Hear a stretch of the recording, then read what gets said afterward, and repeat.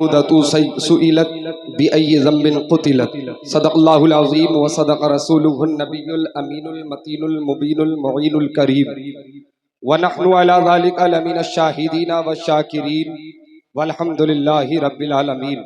गौसे आज़म बमने बेसरो सामा मददे क़िबले दी मददे काबे ईमा मददे बगिरदा बे बला उफ्ताद कश्ती मदद कुन या मुईनुद्दीन चिश्ती कादरियम नारई गौसे आज़म ई ज़नम दम्ज़ शेख अहमद रज़ा खां कुतुब आलम ई ज़नम साहिबे लुत्फ़े बेकरा मददे नौशे बज़्म आरिफा मददे सय्यदी मुर्शिदी नईमुद्दीन अज़पे अशरफ़े ज़मा मददे।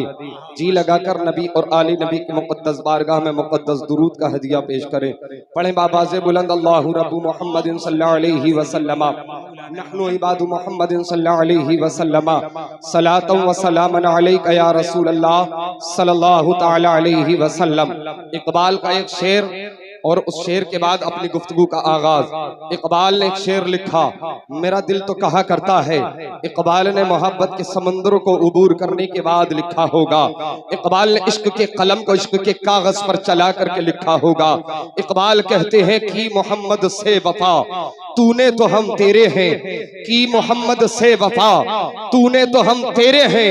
ये जहां चीज है क्या लोहो कलम तेरे हैं, ये जहां चीज है क्या लोहो कलम तेरे हैं। आज अपने मुआशरे को अपनी आंखों से देखो, अपने समाज को अपनी नजरों से देखो। 1400 बरस पहले जो मुआशरा पैगंबर इस्लाम ने हमें दिया था वो मुआशरा आज 2024 का मुआशरा जो हमारे पास हमारा कल्चर है, वो कल्चर वो मुआशरा, उसमें कितना फर्क पैदा हो गया है, कितनी तब्दीली आ गई है। आप उसको देखें, तालीम को देखें, तहजीब को देखें, अखलाक को देखें, इंसानियत को देखें। 1400 बरस पहले के अखलाक को देखें, 1400 बरस बाद वाले अखलाक को देखें, 1400 साल पहले की अमीरी को देखें, 1400 साल बाद वाली अमीरी को देखें, 1400 साल पहली गरीबी को देखें, 1400 साल बाद वाली गरीबी को देखें। हमने आबाओ अजदाद से विरासत में क्या लिया था, हमने अपने बच्चों को क्या देने की कोशिश की है, इस पर नजर करने की हमें जरूरत है। सिर्फ महफिलें सजाकर, अच्छी तकरीरें सुनकर, लुत्फानंदोज होकर, अच्छे कलाम सुनकर, रश्क करके ही काम नहीं चलने वाला। आज हमारे मुआशरे का हाल बद से बदतर होता चला जा रहा है। हमारी बच्चियों के जिस्म का लिबास छोटे से छोटा होता चला जा रहा है। जो हमारे आबाओ अजदाद ने बेटियों को दुपट्टे के नाम पर एक कपड़ा सर पर ढांपने के लिए दिया था, वो कपड़ा सरों से उठा दिया गया है। बेटियों को जो हिजाब दिया गया था, जो एक लिबास दिया गया था कि इतना ढीला लिबास हो, जिस्म से चिपकता हुआ नजर नहीं आना चाहिए, जिस्म का कोई हिस्सा नजर नहीं आना चाहिए, वो लिबास हमारी बच्चियों ने, बहनों ने, बेटियों ने अपने जिस्मों से उतार करके फेंक दिया है। वो तालीम जो हमारे आबाओ अजदाद ने दी थी, हमारे आबाओ अजदाद ने हमें विरासत में दी थी, हमने उस तालीम को बालाए ताक रख दिया है और हमने गैरों के कल्चर को अपनाने की कोशिश की है, गैरों की तहजीब को अपनाने की कोशिश की है। जरा आओ देखो तो सही, आज की बेटी है स्कूल कॉलेज पढ़ने चली जाए, आज की बेटी है किसी इदारे में चंद रोज पढ़ने के लिए चली जाए, आज की बेटी है चंद दिन किसी यूनिवर्सिटी में रहने के लिए चली जाए, आज की बेटी किसी हॉस्टल में चंद दिन गुजार ले, आज की बेटी MBBS या इंजीनियरिंग की चंद दिन तालीम हासिल कर ले। 25 साल बाद की मोहब्बत में जो उसने जाम पिया था, उस मोहब्बत को ठोकर मार देती है। 20 साल जो माँ की मोहब्बत उसने खुटी में पी थी, उसको ठोकर मार देती है। आखिर क्या वजह है कि बेटी 20 साल की मोहब्बत को ठोकर मारती है, चंद दिन की एक लड़के की मोहब्बत में गिरफ्तार हो जाती है। 25 साल की अपने बाप की मोहब्बत को ठोकर मार देती है, चंद दिन की मोहब्बत में गिरफ्तार हो जाती है, अपने जिस्म के लिबास को उतार कर फेंक देती है, अपने जिस्म को बाजारों में बेचती हुई नजर आती है, बेहया बनकर के गलियों में घूमती हुई नजर आती है। अब सवाल ये पैदा होता है, ये बच्ची कर कैसे रही है, इस मनसब तक कैसे पहुंची है, इस जगह तक कैसे पहुंची है, इस मकाम तक कैसे पहुंची है। आखिर इस बच्ची ने ये लिबास, ये तहजीब कैसे खो दिया है, आखिर ये बच्ची इस दलदल में कैसे डूबी है। आओ मैं 1400 साल पहले लेकर के चलता हूँ। हजरत उमर फरमाते हैं, हजरत उमर रज़ी अल्लाह ताला अन्हु इरशाद फरमाते हैं, अगर किसी इलाके में कोई भूखा चोरी कर लेता है, अगर अगर किसी इलाके में कोई इंसान फाके से है, कई रोज के फाके से है, मरने का डर है, भूख की शिद्दत इतनी है कि मर सकता है, इस बुनियाद पर उसने चोरी करके खाना खा लिया है, चोरी में पकड़ा जाता है, चोर के लिए सजा है उसके हाथ काट दिए जाए। हजरत उमर फरमाते हैं अगर भूख की शिद्दत की बुनियाद पर किसी ने इलाके में चोरी की है, अब उस चोर के हाथ नहीं काटे जाए, उस इलाके के हाकिम को तलाश किया जाए, उसके पास जाया जाए, उस हाकिम के हाथ को काट लिया जाए, इसलिए कि वो इलाके का हाकिम इसलिए नहीं बना था कि लोगों पर हुकूमत करे, हाकिम इसलिए बनाया गया था ताकि रियाया का ख्याल रखे। उसके होते हुए कोई कई रोज के फाके से कैसे रह सकता है? उमर फरमाते हैं हाकिम के हाथ काट लिए जाए। कितनी माएं बैठी हैं, कितने बाप बैठे हैं, बेटी 25 साल की जवानी में अपना लिबास उतारती है, 25 साल की जवानी में अपना जिस्म बेच रही है, 25 साल की जवानी में अपने माँ बाप की इज्जत को अपने पैरों से रौंद कर जा रही है। इसके जिम्मेदार सिर्फ बेटी है या माँ बाप? इसके जिम्मेदार मैं सोचना पड़ेगा। ऐसे ही नहीं कह दिया था। इंग्लिश का बड़ा अच्छा मकूला है, बड़ा अच्छा सेंटेंस इंग्लिश में कहा है, education is the most powerful weapon. Education, तालीम, इससे बड़ा हथियार दुनिया के अंदर कोई नहीं है, इससे ज्यादा पावर किसी चीज में नहीं है। हमने अपनी बच्चियों को स्कूल और कॉलेज में भेजा। मैं ये नहीं कहता ना भेजो, मैं ये नहीं कहता डॉक्टर और इंजीनियर ना बनाओ, लेकिन आप अपनी बेटी को स्कूल कॉलेज भेजने से पहले अपनी बेटी को खदीजतुल कुबरा को भी पढ़ाने की कोशिश करो। कौन कहता है बच्ची स्कूल जाकर बिगड़ जाती है? कौन कहता है बच्ची घर की दहलीज को निकल जाए तो बिगड़ जाती है? हरगिज़ ऐसा नहीं है। अगर ऐसा होता तो सुल्तान इल्तुतमिश की बेटी रसिया सुल्ताना 4 साल हुकूमत करी है, 4 साल तख्त पर बैठ करके हिंदुस्तान में हुकूमत की है। उस बेटी ने कभी गलत कदम नहीं उठाया है। क्या बात है। अपने आबा व अजदाद की तारीख को देखो, 1236 ईस्वी से लेकर 1240 ईस्वी तक इस्लाम की ये शहजादी, ये मुसलमान बेटी दुनिया के अंदर पहली खातून बनी है जिसने तख्त पर बैठकर, गद्दी पर बैठकर राज किया है, हुकूमत की है, भारत में हुकूमत किया है, दिल्ली में बैठकर सल्तनत को चलाया है। 4 साल 1236 से 1240 तक मुल्क को चलाती रही, जंगे लड़ती रही, लेकिन न अपने पर्दे पर आंच आने दी, न इस्लाम पर आंच आने दी, न तहजीब को खोया है, न तमद्दुन को खोया है, न जो आबा व अजदाद से शरीयत मिली थी उस पर आंच आने दी है, न माँ बाप की इज्जत को पामाल किया है, न अपनी तहजीब को खोया है। पैगाम दे दिया है, ऐ दुनिया वालों याद रखना, अगर बेटी पर्दे का एहतमाम करके जिंदगी गुजारना चाहे तो हाकिम भी बन सकती है। जिंदाबाद, नारे तकबीर, नारे रिसालत, मसलके आला हजरत, सीरते मुस्तफा। इंजीनियर और डॉक्टर की बात नहीं करता मैं। और सुने, पर्दे का कॉन्सेप्ट जिसके लिए होगा जो होगा, मेरे लिए पर्दे का कॉन्सेप्ट ये नहीं है कि घर की 4 दीवारी में बेटी को कैद कर दिया जाए, औरत को कैद कर दिया जाए।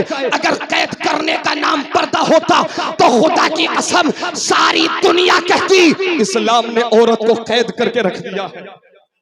औरत को कैद नहीं किया मजहब इस्लाम ने। पर्दे का कॉन्सेप्ट कैद करना नहीं है। अगर पर्दे का कॉन्सेप्ट कैद करना होता, घर के अंदर बाप होता है, भाई होता है, बेटा होता है, जिनसे पर्दा है ही नहीं, पर्दा सगे बेटे से पर्दा थोड़ी किया जाएगा, सगे बाप से पर्दा नहीं किया जाएगा, सगे भाई से पर्दा नहीं किया जाएगा। कोई करता है तो अच्छा है, नहीं करता है तब भी ठीक है, लेकिन घर की 4 दीवारी के अंदर कैद करना, इसको पर्दा नहीं कहते।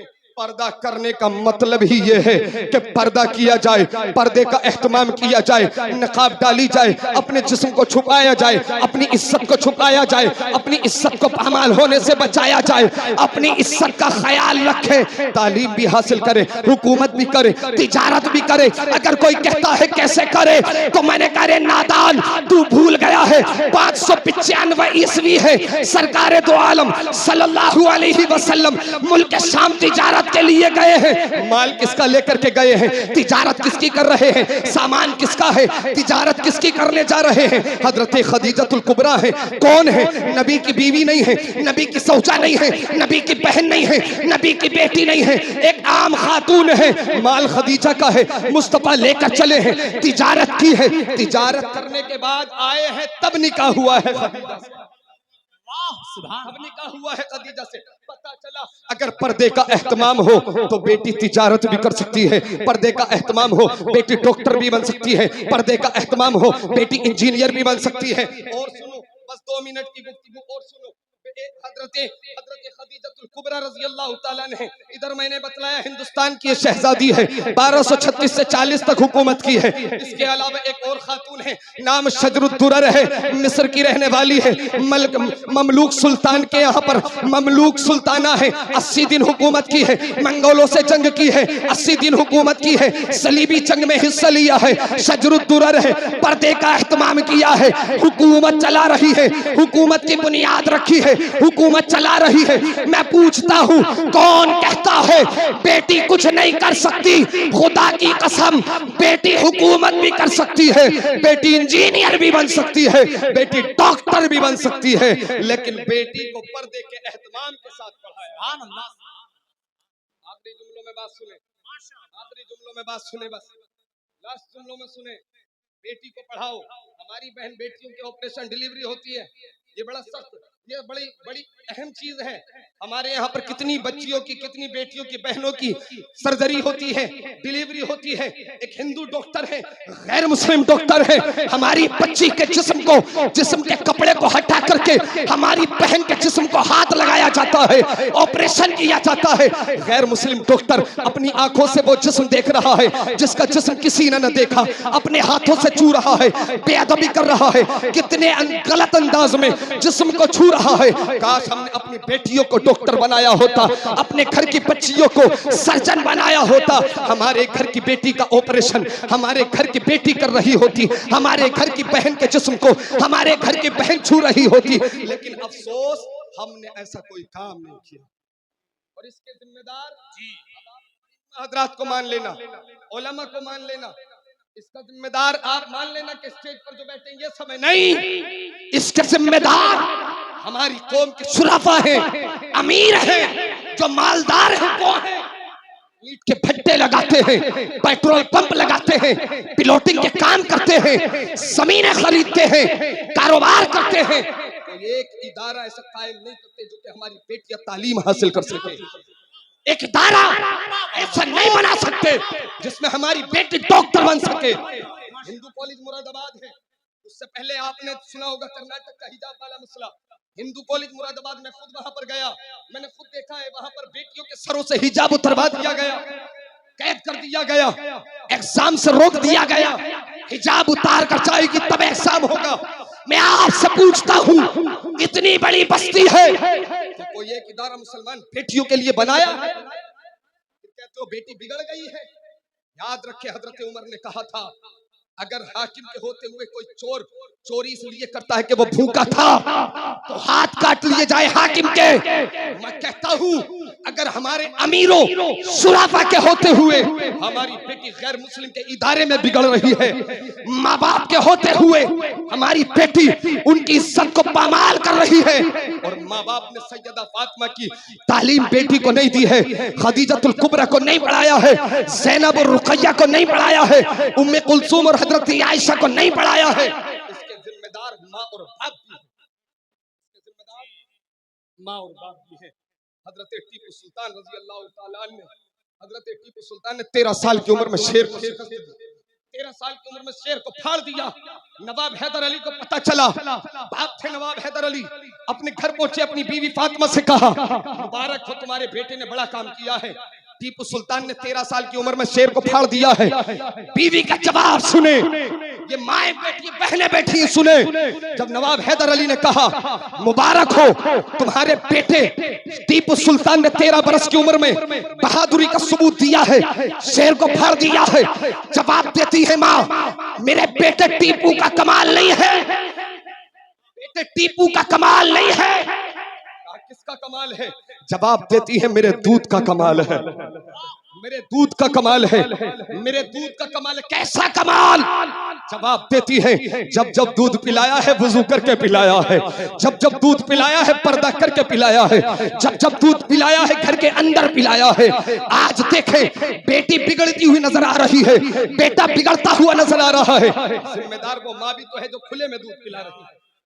जिम्मेदार वो माँ भी तो है जो बाप और भाई और पड़ोसी और छत के ऊपर खड़े होने वाले लोगों के सामने आंगन में बैठकर अपने बच्चे को दूध पिला रही है।